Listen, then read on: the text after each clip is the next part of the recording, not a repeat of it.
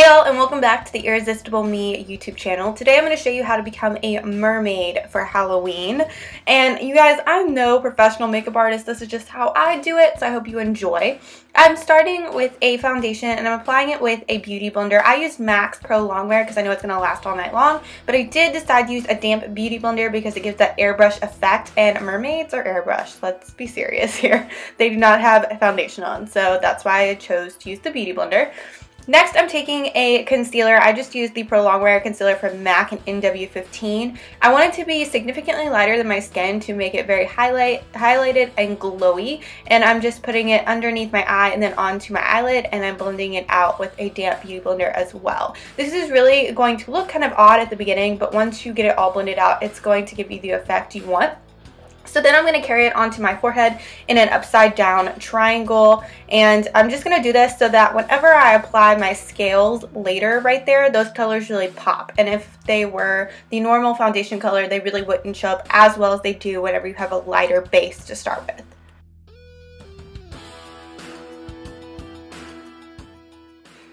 Now I'm just taking a matte brown bronzer and a contour brush, and I'm contouring my cheeks with the bronzer just to kind of give them a little bit more dimension and definition. I'm using it kind of as a heavy contour because you'll see that we'll blend it out later, and then I'm pressing the same color into the temples of my forehead. Again, this is just going to frame the scales and it's going to give my face a little bit of dimension.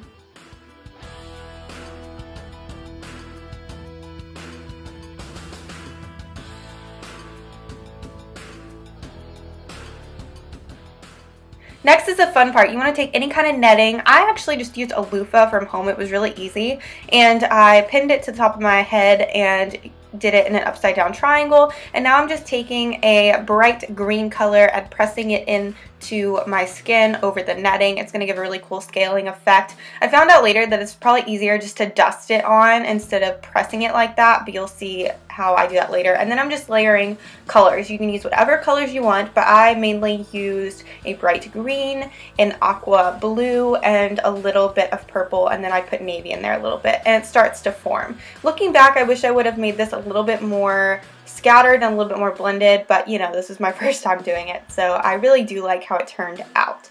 Now I am taking a little bit of MAC Fix Plus and I'm wetting my brush so that the colors kind of change and deepen a little bit to the top. Again, this is something you just want to play with and layer and see what colors you want to use and what you don't, and it's going to look really, really cool because as you're doing all of this over the netting, it's going to give a nice scaling effect. Now I'm just taking a blending brush and blending out any harsh lines. Again, I wish I'd blended it a little bit more and put it up into the hairline a little bit, but you know, we all learn every once in a while, so that's kind of what I did with this. And now I'm just doing the same thing to the cheek. You want to make sure that the in pointy side of the triangle is in towards your nose. You can kind of do however high or however low you want, but I did it right there, kind of where I put my blush, and then I just did the same thing to the other side. Now, I wanted my eyebrows to be purple. I just thought it would look really cool. So I used this NYX colored mascara and it worked really well. It did get a little bit messy, as you can see underneath my, or on my brow bone, but I cleaned it up later. Now for the eyes, I kind of just played with color here and it really ended up looking really nice. So I'm taking a Maybelline color tattoo in a white color and I'm covering my eyes for a base. Then I'm taking a light green color and putting it in the crease, then darkening it with a darker color and blending.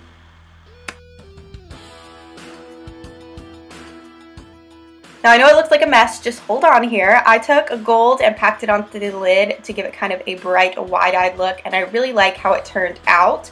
And then I took the green color and swept that underneath the lower lash line just to kind of complete the look and balance everything out. And then I took gold and put it in the tear duct just to brighten everything.